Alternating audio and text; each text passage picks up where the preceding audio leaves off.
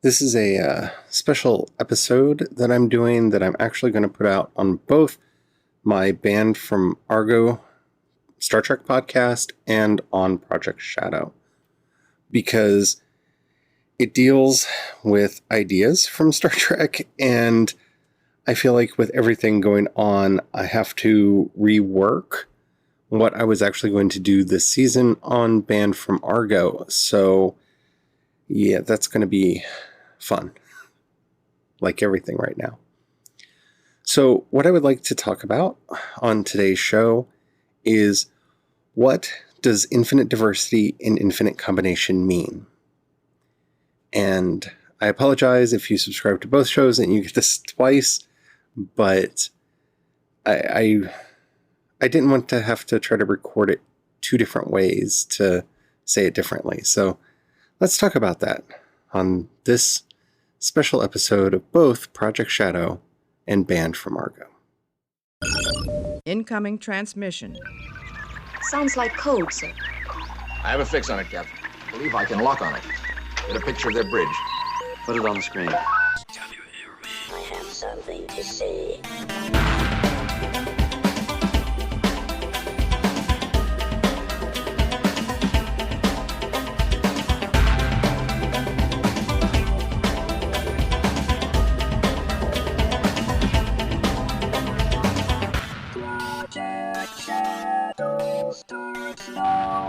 Hello everyone, how are you doing today? My name is Charlie. You might know me better as sci-fi fantasy writer C.E. Dorset.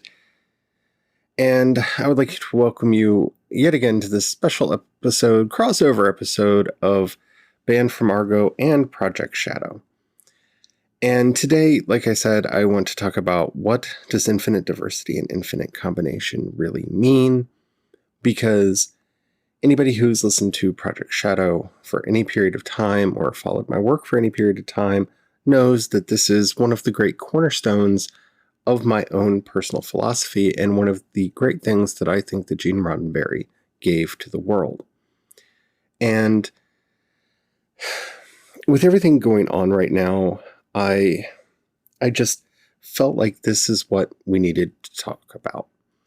Because with the protests over the murder of George Floyd and Breonna Taylor and everybody else, the list is just so long. I mean, I could do a 3-4 hour show that's just reading off the names of people who have been recently murdered or assaulted by the police. And then you add onto that J.K. Rowling deciding that now is the perfect time to come out full bore as a transphobe, because I don't think she understands what the world is going through right now. Because now is not the time. It's just not. Like, we don't have to try to co-opt other people's moment for our own. Like, it's just all so frustrating. So I wanted to talk about this in a way that we kind of haven't on the show before. And over at Project Shadow, I have done many episodes about IDIC, infinite diversity and infinite combination, going all the way back to the beginning years of this show. And I think right now is where we have to really embrace it. Because what infinite diversity and infinite combination actually means is that our strength comes from our diversity. That we look at the world differently, that we perceive the world differently, and through those differences, we come up with alternative solutions to problems. That when we come back together and seek consensus, we can actually find a better path forward. It also means that we have to stop taking pot shots at other people's cultures, because it helps us feel better about our own in some way. To quote Gene Roddenberry about this, if humanity is to survive, we will have to learn to take delight in the essential differences between people and between cultures. we will learn that differences in ideas and attitudes are a delight. Part of life's exciting variety, not something to fear. And that is the heart of this. And we have to learn to celebrate our differences in culture, in attitude, in experience, and make change together. Fix the things that are broken and not continue to lie to ourselves that just because the system may work for us, that it's working for everyone. Or that just because now is one community's just explosion, eruption, I don't know what the right word is, convulsion of rage, that honestly, I like I've said in previous episodes, I don't understand the level of self-control that people of color have, that especially the Black community in the United States has, to not just exist in that rage constantly. But one of the things that has been cropping up in places here, there, and yonder is this idea, well, we accept all here, and so we are not saying that people aren't entitled to their points of view, but that we are just simply expressing ours. And I want to tackle that straight on because I think it goes to the heart of what IDIC means, of what this moment in world history means, and especially in American history. No, we do not have to tolerate all opinions. We don't. And it's a very simple way to understand which ones we don't. Racism never has to be tolerated, accepted, or permitted. Because for racism to work, the end goal, the end argument, has to be genocide or apartheid or some other terrible crime against humanity. That's the only way to ensure the superiority and purity of the race. So racism is, by its very nature, violent. Simply saying that you have a preference in that way is not what we're talking about. What we're talking about is despising other people. As I talked about last week, it's a very different thing for me to say that I have pride in my Irish heritage, which I do. That's a very different thing from saying, and so everyone who's not Irish is lesser than me. That's a big difference. If you don't have my blood, well, you know what? Our blood is 99% the same. So it's a ludicrous statement on its face, but stating a preference, like I said, for an actual culture, and whiteness is not a culture. It is an artificially constructed category which allows people to be racist without thinking they're racist, and that's why it is dangerous. But stating a preference for our culture, or saying that we take pride in our culture, that's fine. There's nothing wrong with being proud of who you are and where you came from. And no one, I don't think anyone, is saying that. But what we are trying to say is that racism, sexism, homophobia, transphobia are wrong because they are comprised of inherently violent speech. And that is something that cannot be allowed to exist in a civilized society. Now, I'm not saying we hunt these people down and all that, right? Yes, this is America, and people are entitled within their own heads to have whatever views they want to have, no matter how horrible or shameful they are. But whether those have to be respected in public, not challenged in public, or codified into law, that's a very different thing. You see, what we are discussing here is institutionalized racism. It is the laws and actions that we have established, the traditions, the manner in which we do things that have allowed those white supremacist thoughts, those racist thoughts, to be enacted in society. So no one is saying you can't be proud of being Irish or British or Scottish or whatever. No one's saying that. What we're saying is we cannot tolerate violent rhetoric such as, don't you understand that this entire class of people is inferior? That is violent rhetoric at its heart. And those who espouse it, I can already hear them saying, ha ha, you just contradicted yourself because you're saying that we are a class of people who are inferior. That's not what I'm saying. You're not listening. So let's address that, shall we?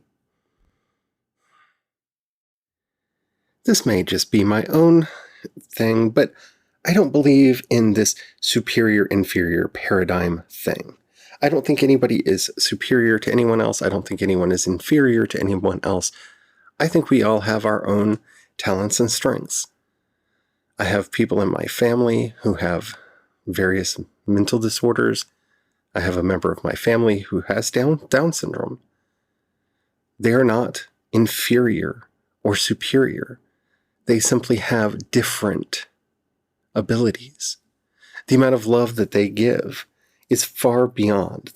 Just the sheer love and acceptance that comes out of them is beyond what I am even capable of comprehending. And that's almost a superpower. And I'm not saying that they're special or gifted because of their disability, if that's how you want to see it. That's not what I'm saying at all. But they're not inferior because their IQ is low. So no, I don't believe that people who are racist, sexist, homophobic, or transphobic are inferior or lesser. Often I feel like they've been brainwashed and are part of a cult that doesn't want to let go of the past, that doesn't want to embrace the future, or that wants to excuse the bad actions of some people so that they can profit off of it by getting various groups to target each other so that we're distracted by the hand that's picking our pocket behind us. And that's a topic for a completely different show. You see, I don't think people understand that we have a word for threatening someone. And yes, we talk about threatening, but assault and battery, the reason it's assault and battery, assault is verbally saying destructive, harmful, and threatening things. Battery is actually hitting them. I feel like this is so self-evident that I shouldn't have to say it in 2020, but racism is assault. It is, by its basic definition. And because we couldn't get people to understand that, we tried to pass hate speech laws to try to get people to understand that racism, sexism, homophobia is assault. When you constantly berate any individual or class of people into feeling that they are inferior, lesser, or not deserving of life, liberty, and the pursuit of happiness, that is an assault on their character, their class, and their humanity. And that's why they're accepted from this rule. It's not an arbitrary thing. You can't say, we are going to accept everyone, including those who wish violence upon us. That's how you destroy yourself as a people. Right? This is why we ourselves always fall for the no true Scotsman problem. The fallacy out there. No real police officer would do what Derek Chauvin did to George Floyd. No real white person would do that. No real black person would do that. No real what Christian would do that or say that. And because we say that, we exclude them from our dialogue. We exclude them from the category. They're not us. So we don't have to look at ourselves. You see, no true policeman would murder an unarmed black person. So we don't have to worry about police brutality.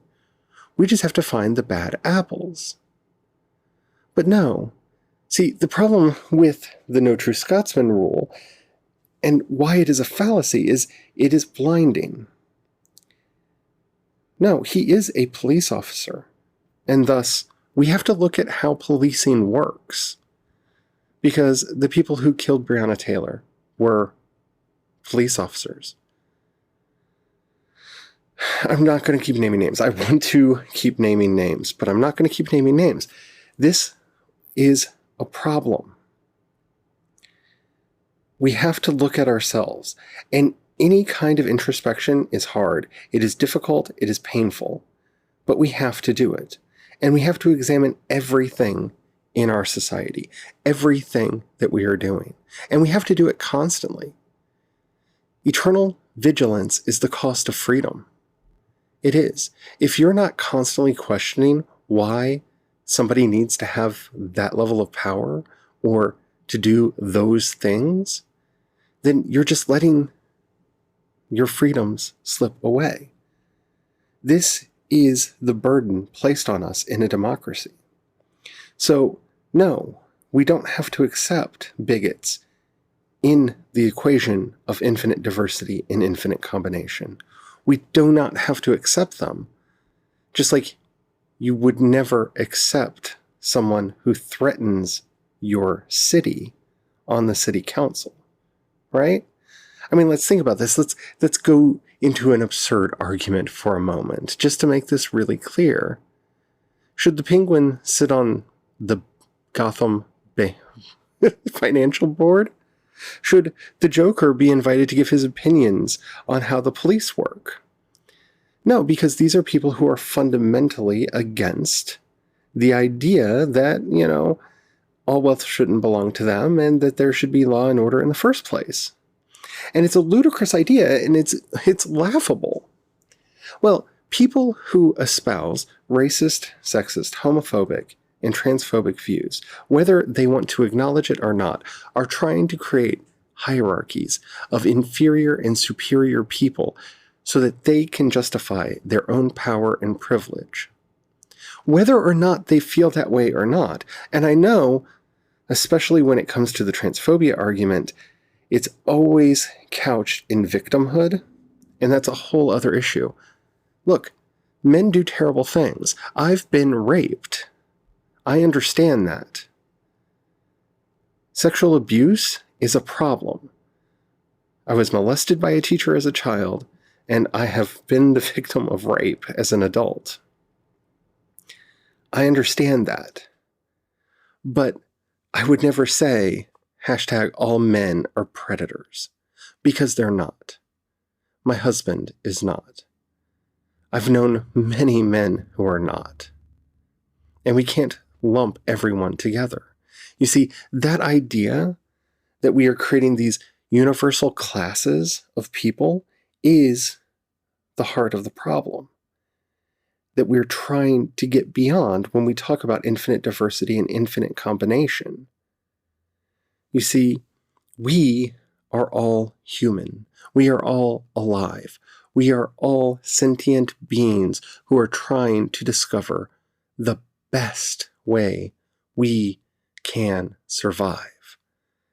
And for some, that may be religion or meditation. For others, that might be sports or creativity or what have you that fills those. It could be music. So no, there's not a one-size-fits-all. And that's what we're talking about here.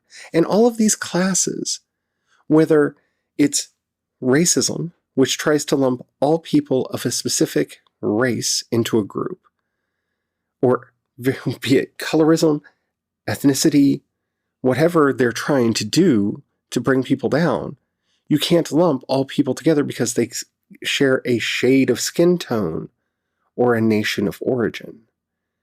That's ridiculous. There is diversity there. And by pretending not to see it, you're part of the problem. Not all women are the same. Not all men are the same. Not all queer people are the same. Not all trans people are the same. Everyone is different. Every community has an infinite diversity within it. Because if you actually drilled down, you would see that people are people and people are strange.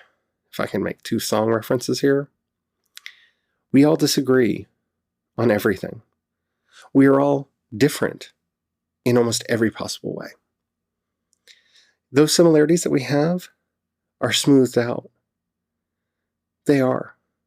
They're as artificially constructed as the terms that we've been using. So no, we shouldn't lump everyone together and start making hierarchies of who is superior and inferior, who is real and who is not real. None of that helps, because all of that is violence. And we do not have to tolerate violent rhetoric and violent actions. Because, at least for me, nonviolence is the answer. And that can't happen if we allow those who have the most violence and vitriol in them to stay in our groups. I hope you enjoyed this episode. It's probably not what you thought you were going to get today. Or if you've been paying attention to the kinds of shows that I've been doing on Project Shadow, it's probably exactly the episode you thought you were going to be getting today. Because subtle anger, rage, it's all in there, and I'm just trying to get it all out in a way that's coherent and helpful. At least that's my goal. So I want to thank you for listening. If you didn't know that I have 2 podcasts, I do. I actually have quite a few. But today we're talking about my Banned from Argo podcast, which is a Star Trek themed podcast, which is weekly. And we have Project Shadow, which is daily, which is about life from the point of view of a writer.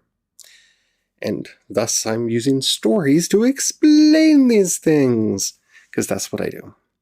If you have any questions, comments, or topics you would like to hear addressed on either show, depending on which one you're listening to right now, down in the show notes you will find a link to the voice message system. Keep it clean and short. I think they only give you, a minute or 2 minutes to leave a message. So it needs to be short and clean so I can use it on the show. I would love to hear from you. You can also hit me up on Twitter or Instagram. I'm C. Dorset on both, and you can find links to everything that I do over at projectshadow.com. If you are listening to me on Banned from Argo, I don't know what I'm going to do about the Picard series that we were doing, but I am going to be doing a lot more Star Trek themed episodes like this probably going forward. I don't know. I'm thinking about it. Do let me know what you want to hear, because I have very mixed feelings right now, and I just felt like this needed to come out this week on that show. Alrighty. So, I did that. Patreon and the listener support are in the show notes. If you have money, you want to give money, I love you. Please do. It helps. If you don't have any money or you don't want to give, that's fine. But please share anything that I do that you like, because that helps out more than you could possibly know. Thank you to everybody who's been helpful and supportive, not only to me, but to others through all this. It really does make a difference. And I guess the only way to end this is by mashing up the endings. So, as always, be well, be safe, live long and prosper, and don't forget to have the fun.